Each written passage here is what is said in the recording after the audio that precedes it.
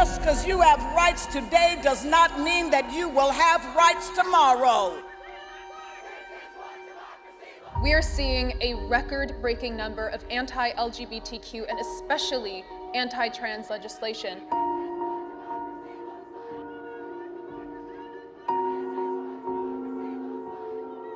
They're terrified of us because they don't like our freedom.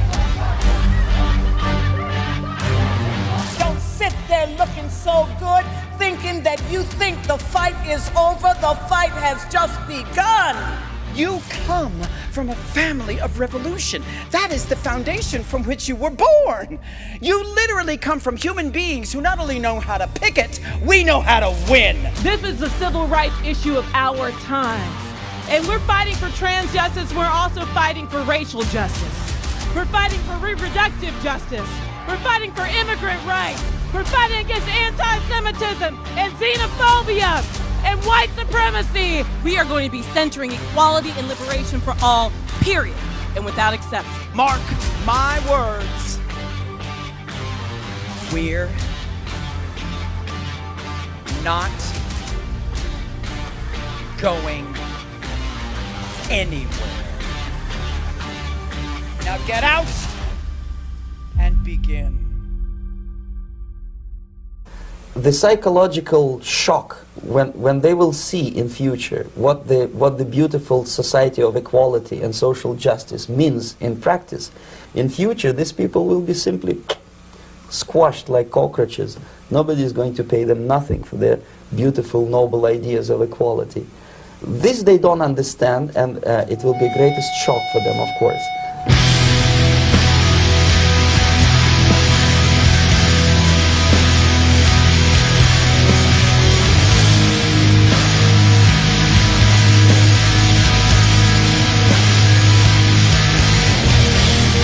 Bombshell claim about UFOs. A former U.S. intelligence official and Air Force veteran claims a top-secret program is withholding evidence of alien spacecraft.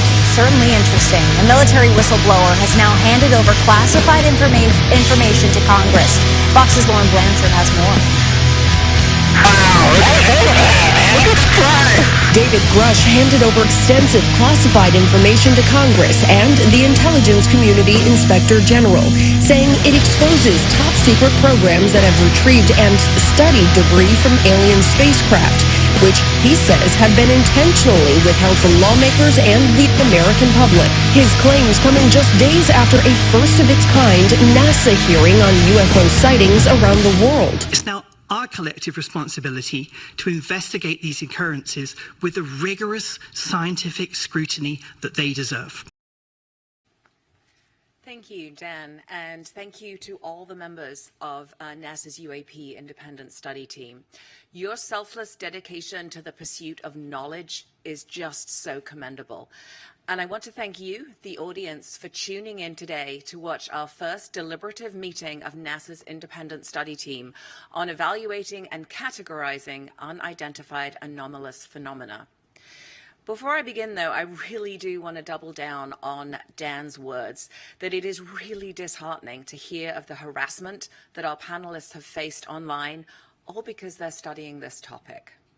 NASA stands behind our panelists, and we do not tolerate abuse.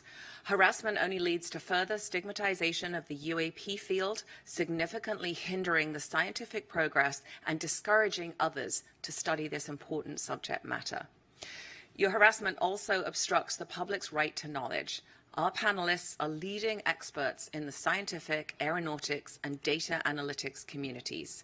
We are very lucky to have them on board to share their invaluable insights to inform NASA on what possible data could be collected in the future and how it can be collected to help us better understand the nature of UAP. Wow. There are so many conspiracy theorists now. The internet is sort of on fire. There's like an 8-foot person beside it, and another one's inside, and it has big eyes and looking at us, and it's still there. Okay, where is this on your property? In my backyard. I swear to God, this is not a joke. This is actually, we're terrified of it. So there's two people or two subjects that are in your backyard? Correct, and they're very large. They're like 8 foot, 9 feet, 10 foot. I don't know. They look like aliens to us. All right, what we just heard is part of a 911 call from a family in Nevada saying they saw creatures walking around their backyard. When they took him up in the spaceship, the aliens abused him sexually. Remember when the pride flag made sense? It was originally an 8-stripe rainbow, but was soon refined into the 6-stripe version that was the norm for many decades. But then after this, trans activists came along and said, why aren't we in there? So we got this one. And this was the chevron with the pink, white and blue, which was based on the trans flag. Activists were then concerned that it was excluding intersex people, so they added this symbol. Last year, some bright spark added a red umbrella to represent sex workers. Last year then, we had Microsoft. They designed a new version to incorporate all the other multiple sexualities and genders that have been invented over the past few years. It looks like a spaceship going at warp speed through a Care Bear's bumhole. They are fast. They, not she. I've never felt like a she or a her, so I would prefer they or them from now on. Bones. But something making me hallucinate. What do you mean? Yeah, and with gender equality, we know what that means. Yeah, it means sterilization of the youth of America. So, you know, we've played James Lindsay before, and if you ever get James Lindsay, you really have to listen to his speeches, and we've played bits of it in the past, and it's always quite good. But how does this really get into our schools, into our education system? This is where, you know, our eye was off the ball. This has been going on for 30 years. It's so deeply ingrained. And the Tinfoil Hat podcast, Sam Tripoli, this is a pretty good podcast. So he had Jordan Henry on, a parent, activist parent, and he brings in a new name, Paulo Freire, and how this thinking has been introduced and continues to propagate throughout the entire educational system, regardless of what subject it is. These professors had us read this guy named Paulo Freire, a Brazilian Marxist from Recife, Brazil. You know Paulo Freire? Oh, yeah. Yeah, he's the guy. He's the guy. He is the nexus. You know the guy? Yeah. Well, I've never met him, no. No, but what do you know about the guy? Just give us your quick background. He is a Marxist. He's a theoretical Marxist. He's out of Brazil, and he came up with the entire scheme to corrupt the education system to promote Maoism. Well, as we would have it, as we would define it. Trans-Maoism as we define it. He is the guy. He's the guy. He's the go-to guy. Well, it all traces back to him. Well, and he's still alive, this guy? I don't know. We need to bring him to account. Brazilian Marxist from Recife, Brazil. This guy basically changed education. This is educational theory that I had to read, okay? Educational Marxist theory that I had to read for landscape architecture school. My professors are like, oh, yeah, you need to develop a critical consciousness for landscape architecture. I'm like, for trees? For plants? And they're like, yeah, you do. And I pushed back and I was like, okay, this book, Paulo Freire, it's a book called Pedagogy of the Oppressed. This book is the most influential book in education. Every educator that you know, every teacher that you know who's been to school since 1990 for sure has read Paulo Freire. And if they go get like an advanced degree, like a master's or a doctorate, bro, they have to buy into the ideology. They have to go in deep. He quotes Che, he quotes Mao, he quotes Lenin, he quotes Lukács, Marx, Hegel, all of the big Marxist philosophers who were activists. They call it liberation theology. So it's Marxist Catholicism. Right. Yeah, that's the term. Liberation theology. Yes, liberation theology. They call it liberation theology. So it's Marxist Catholicism. And they funded him to go to the World Council of Churches in Geneva, Switzerland. And, long story short, he got picked up by these academics in Harvard. And they flew. He was the toast of the elites in America and in Europe, funded by the Rockefellers, funded by the UN, as an official diplomat or some nonsense. And then they pushed his book over and over and over again. And then they pushed all these Marxist ideologues who are basically, you call them, they're Freirean, F-R-E-I-R-E. That's how you spell Freire for anybody listening. And it's a cult. It's a cult. It's a straight up Marxist Catholic liberation theology cult that the Rockefellers funded to overtake American education. The whole point of his book in education is that, he wants to get rid of all distinction between, the teacher and the student. Like there's no hierarchy whatsoever. You're not going to learn from the teacher. The student actually teaches the teacher. Yeah, like the child teaches the parent. And it's more like they're equivalent, and there's no power whatsoever. So that's why you see all this like chaos in schools right now. It's because these educators got brainwashed into thinking that the students run the show. Woke is Paulo Freire. Woke is critical consciousness. It is that is where this shit came from. It's Maoist. It's Maoist thought reform. Okay. And that was his whole mission, was to basically insert Maoist thought reform in the West. And damn, he was successful. Their policies from the top down are designed to destabilize children, to take away their identity, to make sure that they do not have one. And that's critical consciousness, right? Because they want to have this mindset for children from a very early age, where they're not really teaching them like what to think or even like how to think, but which questions to ask and in which ways. Why did critical race theory, why did cultural Marxism get pushed in the institutions? Why does UCLA have a critical race theory law department now funded by our tax dollars? Why? It's because the government wants to keep us separated.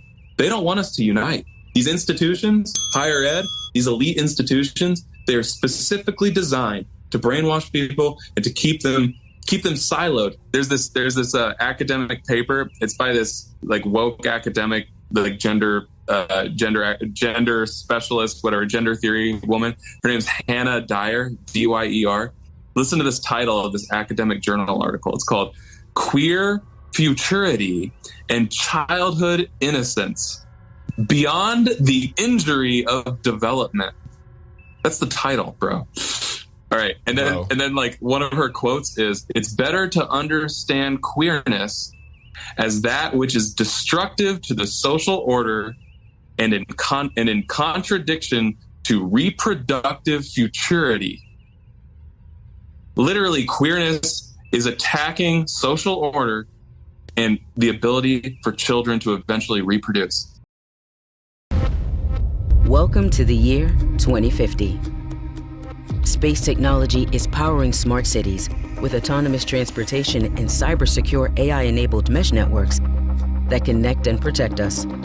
Advanced one-click production and launch on Cadence allows for customization and real-time improvement to fuel a rapidly growing space economy. Products are built, repaired, and upgraded in space for immediate deployment and use. Multimodal AI remote sensors identify and track everything around the globe to predict incidents before they become problems.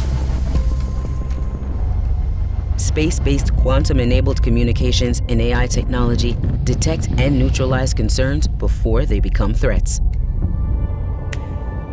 Off-world living is a reality, with power beaming technology, infrastructure services, and humans working side by side with intelligent, autonomous robots to build safe, scalable habitats to live and work. How we live in the future is being shaped by advances in space technology today, and it's our team of visionaries. We're making the future faster.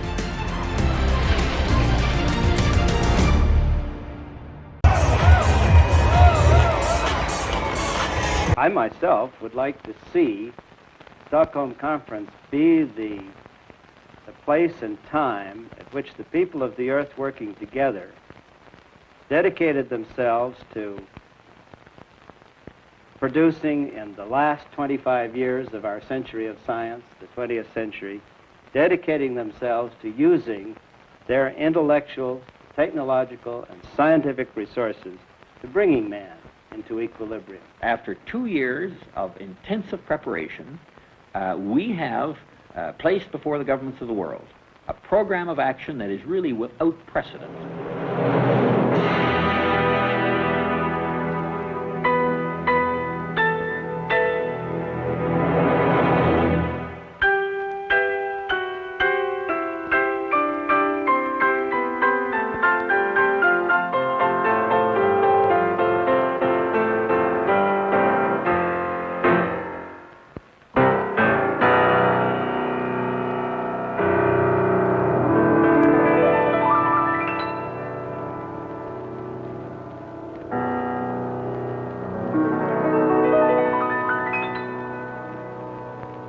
Today, all the peoples of the world are moving into the same world, a world created by the accelerated technology of the 20th century, a world shaped by the people and events of that time, our time.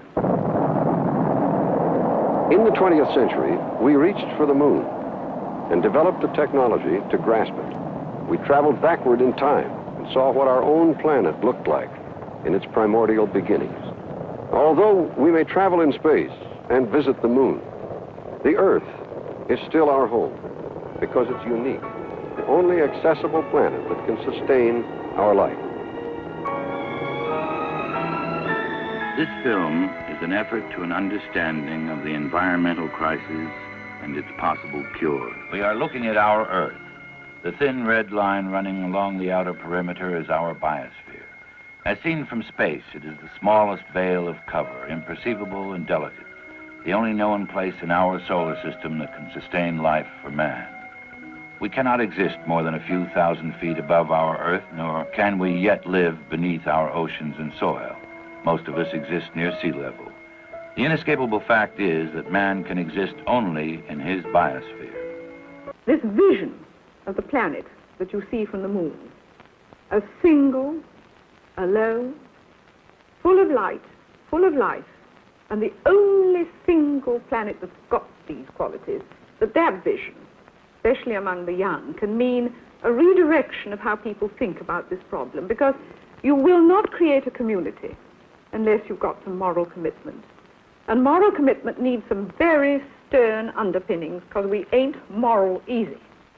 Now, it seems to me that the biosphere, in which we share a climate, we share systems, we share ocean, and we cannot escape it, could be the physical, scientific, and technical underpinning of a moral community, because we tend to be moral when we have no further choice. One of the world's great women, a foremost anthropologist and a great humanist, Dr. Margaret Mead explains her views. The air we breathe is indivisible. And this is something that we all share and is impossible for any group of people, any individual, any country to possess. The basic cause of the problem is people. As the population of the world rapidly increases, there is greater demand on the Earth's basic resources of land, water, and air. This planet's capacity to give sustenance and to absorb and recycle waste is not boundless. And in the next 25 years, the Earth's population will increase more than it has in the last 1,000,000 years. And to the nations of the world, this poses a greater threat than anything we have experienced before. People on every continent, all facing disaster if we don't find a solution for the population explosion that now threatens the world. Because man, like all creatures, needs and depends upon the oxygen, the water, the food that is provided by the self-balancing tendency of nature. And this is being threatened by the technology that makes civilization possible. By our interfering with natural processes, we are destroying the natural environment upon which we all depend. If we do not now take action, drastic action, and develop the wisdom to maintain an environment which is basic to all life, the only answer can be disaster.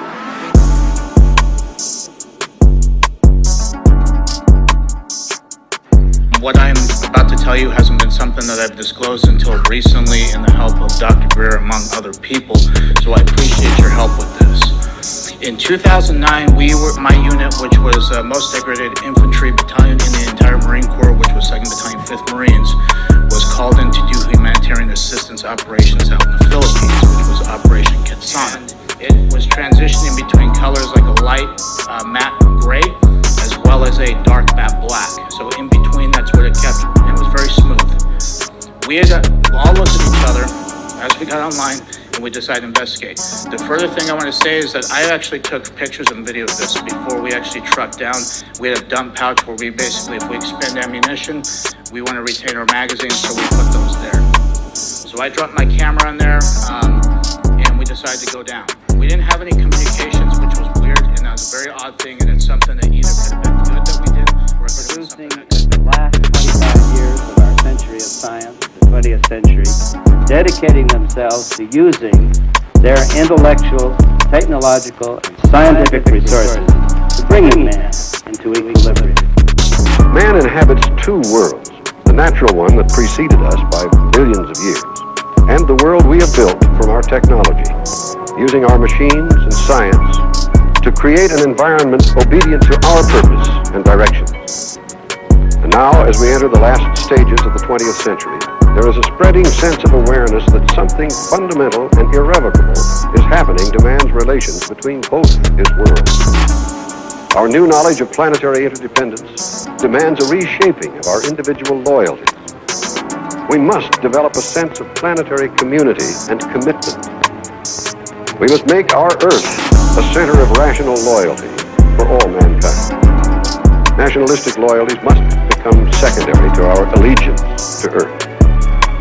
We can only hope to survive in all our prized diversity by achieving an ultimate loyalty and devotion to our single, beautiful, vulnerable planet, the Earth.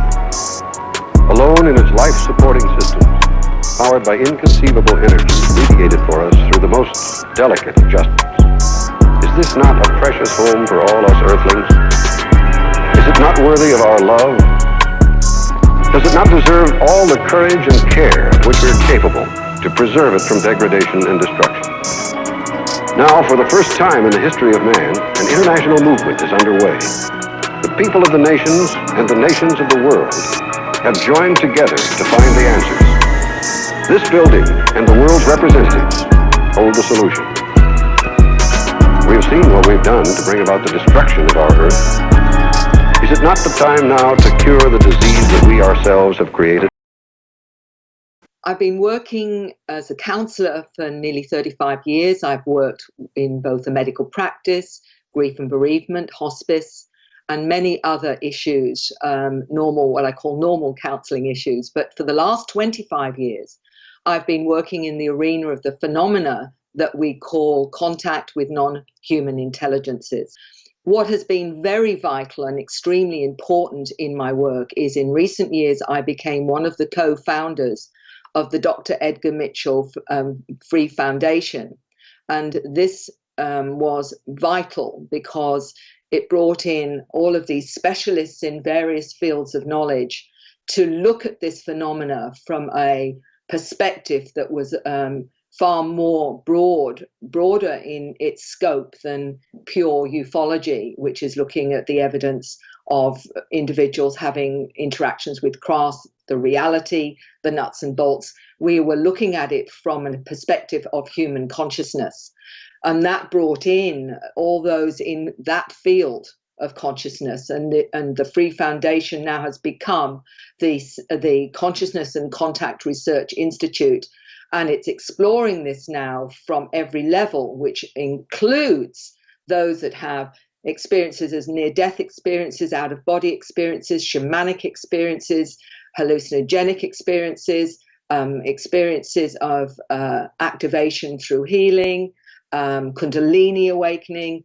All of those experiences ultimately bring in this understanding that as we raise our consciousness, we then connect with a range of non-human intelligences, including not just extraterrestrial, but extra-dimensional, trans-dimensional, and those that we would talk of as literally beings that may very well time travel and come from our future. So this is far more complex in terms of understanding human consciousness than we ever realized up to this point.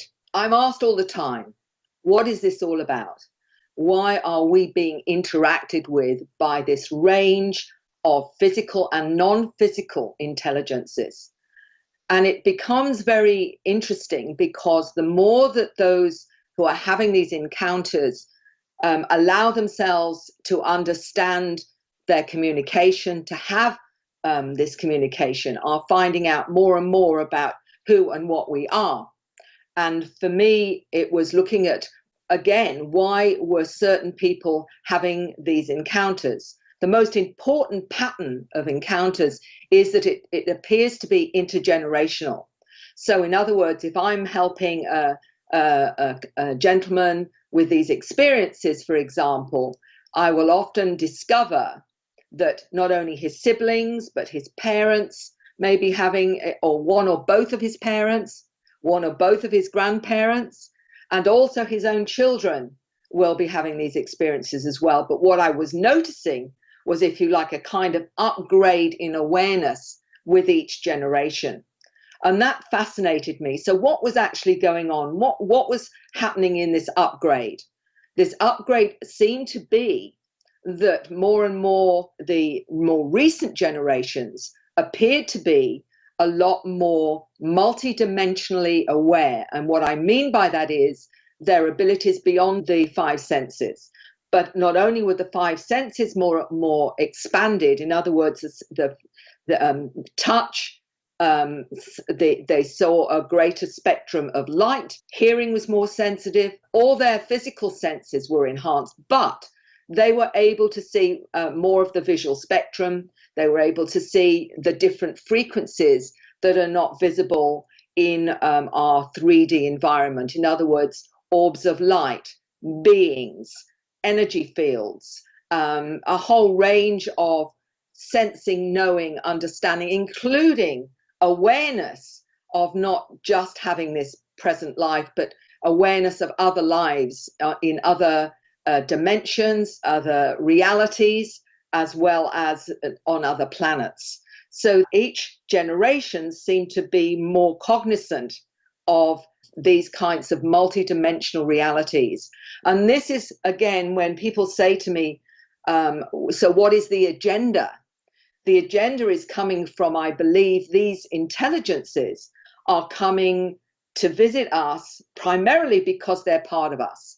And this goes back to the DNA. And I look at that very deeply in my second book, The New Human, where I explore the whistleblower material from geneticists that are saying that we have been intelligently designed, that there is evidence of the splicing of the DNA.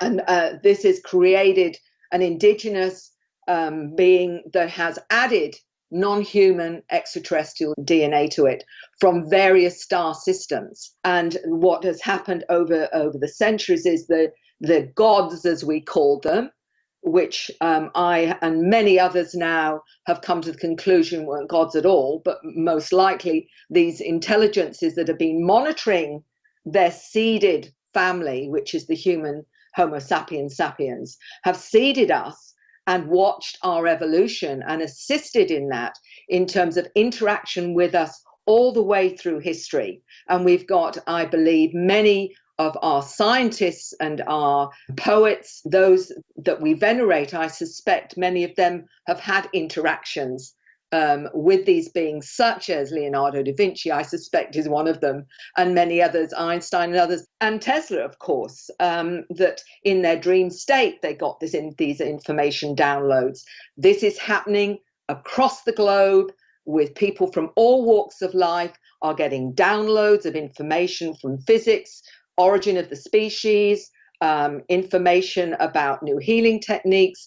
All of these are being downloaded into the consciousness of those individuals that are having these experiences, as well as communicating to them that they are part of them. In other words, those with experiences start to feel connected to these star beings. They feel and know that they are connected to them on a very deep, profound level. And so when people say, well, what is the agenda? I say to them, look, there are many agendas, I believe, from my research. That is what's indicating many different agendas. But the most important statistic that we discovered with the free surveys that we did, which is 4,200 people, 600 questions, the overriding important fact was that 85% of them, after they had become attuned and accepting of their experiences, had psycho-spiritual transformation on all multiple levels of their awareness.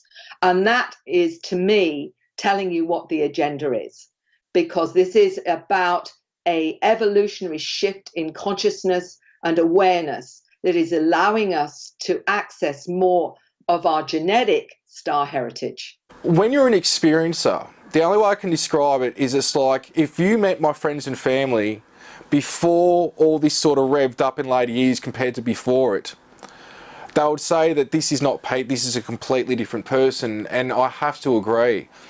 Your habits, your lifestyle, how you treat yourself, how you treat others, how you have, your outlook on life completely changes as well.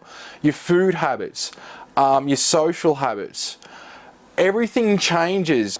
And it's really only those that really know you and that are close to you and that are around you that see this change. And that's sort of what makes people think about this reality being a real reality, when they see that change in someone. That's an example. Like anybody that knew me before these experiences got very intense started to be like, this is a complete different person. So there was sort of this shift when you start waking up, finding out who you are, what you are, and what we all are a part of. There seems to come this sort of urgency and this push and this drive from yourself, not from the beings or anyone else, that you've got to do something to play your part within humanity, to help humanity. And what I can do, nobody else can do, but what every single other person can do, I can't do it or anyone else can do it. It's like everyone's got their own unique thing, and all of us doing that and playing a part as a collective, that's where this sort of exponential jump in human consciousness and evolution and getting over the obstacles that humanity is facing, this is where we're going to push through that, and we're already been in the midst of that for quite some time.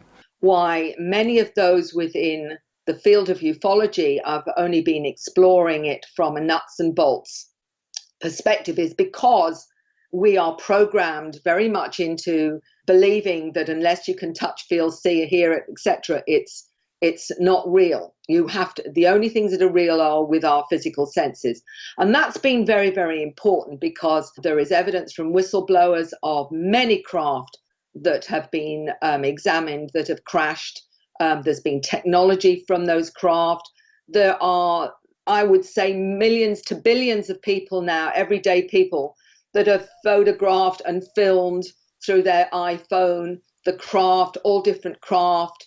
And even if you want to dismiss some of them as a possibility of not being accurate, when you get everyday people, and I get them phoning me, telling me about something they've seen that has changed their reality, that they never even looked at UFOs, they'd never even been in the slightest interested in them, and then suddenly having this huge craft over their house, and how they changed afterwards and what have you. When people say to me, what's the reality? I said, the reality is that after these experiences, people change in dramatic ways from their experience. Now, I do a lot of work on the side of the strange and paranormal with remote viewing, from how to uncover evidence of anomalous happenings and doing expeditions to these things, to remote viewing people like Pete Slattery. I met Pete at a conference that we were both speaking at in, I think it was 2017. And I think that was the first time that I heard his experiences in detail, as well as seeing his videos and photographs of anomalous objects. Now, we've done projects where we have found that some claims people make and photos or videos they take are just lies and fakery, even though they seem legitimate on the surface. So at that point, I figured, well, my team and I really should remote view some of these things that Pete's captured. While some of the photos and videos appear genuine, you never know if something is fake these days. I think the first thing that my team and I dug into was a really, really curious and unique video Pete took. It was this infrared video footage of a being with a large head and eyes inside of his house.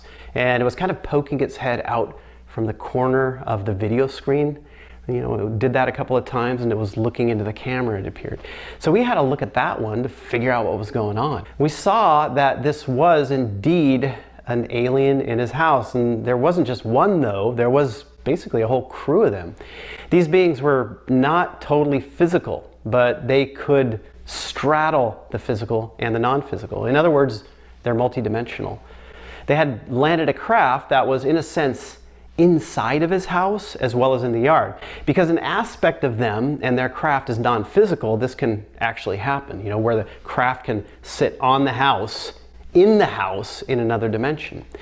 And these particular beings were described as being in support of Pete, and not the scary abducting type. And what was actually quite funny was the viewers were really focused on these beings going through the refrigerator and really interested in their dairy products there. But these guys, you know, they were there to physically check on them as well as provide some sort of evidence that they are with them. And this is why Pete was able to get them on camera. Now in remote viewing, what can happen is that when you view beings who have a broader consciousness than humans, well, they can take notice of you. They can take notice of the remote viewers.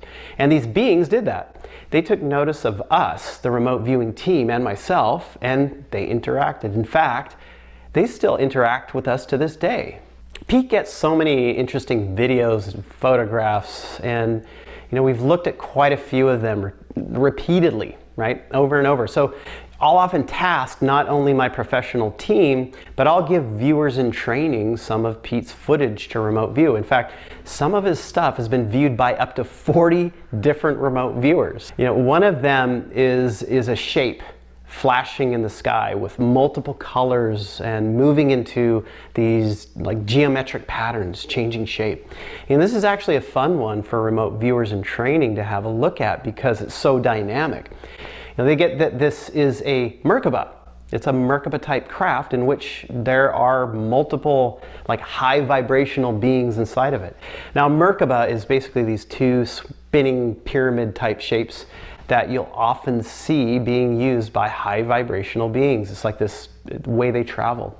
And when you get these Merkaba type craft, they're also like a cross between a dimensional portal and a ship. So it's kind of like this back and forth thing. So there are multiple beings that are going in and out of this construct and looking and communicating with Pete. The big question for me becomes, you know, with all of the happenings around Pete on a consistent basis, is why? You know, why is this happening? You know, this is not a normal thing. When we looked at that question, it kind of got, I think, a little bit complicated, at least from the standpoint of how humans typically think, but not from a multi-dimensional standpoint. The one we know as Pete is not so much one individual. Of course, there is the physical one that calls himself that name, but you know, really that's just the physical. The data reflects somewhat of a rotation of beings that can and do go in and out of Pete's body. Frankly, he's described as being an experiment. You know, we're not talking a human experiment, we're talking a multi-dimensional alien type experiment. Ladies and gentlemen, we interrupt our program of dance music to bring you a special bulletin from the Intercontinental Radio News. At 20 minutes before 8 Central Time, Professor Farrell of the Mount Jennings Observatory, Chicago, Illinois, reports observing several explosions of incandescent gas occurring at regular intervals on the planet Mars. The spectroscope indicates the gas to be hydrogen and moving toward the Earth with enormous velocity. We interrupt this broadcast with an emergency. This is not a test, this is the real thing. I repeat, clear the streets, red alert. We think that something has invaded planet Earth. The warning call has been sounded, and the stage has been set and prepared many thousands of years in the making. They've been invading mankind throughout time, planting seeds, even mating, creating chaos and havoc. They claim they're from another planet, intergalactic, but the facts they don't match it. They paint this picture of peace, but it's more like black magic. Physical crash could not last through the vastness of space. Yo, check your facts, ask Gary Bates. They take a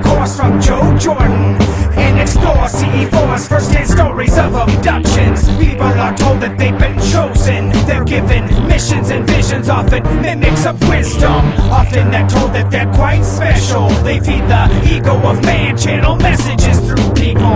Many speak of this experience while seeking guidance.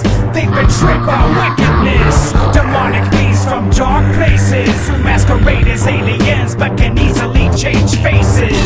We know now that in the early years of the 20th century, this world was being watched closely by intelligences as human beings busied themselves about their various concerns. They were scrutinized and studied, perhaps almost as narrowly as a man with a microscope might scrutinize the transient creatures that swarm and multiply in a drop of water.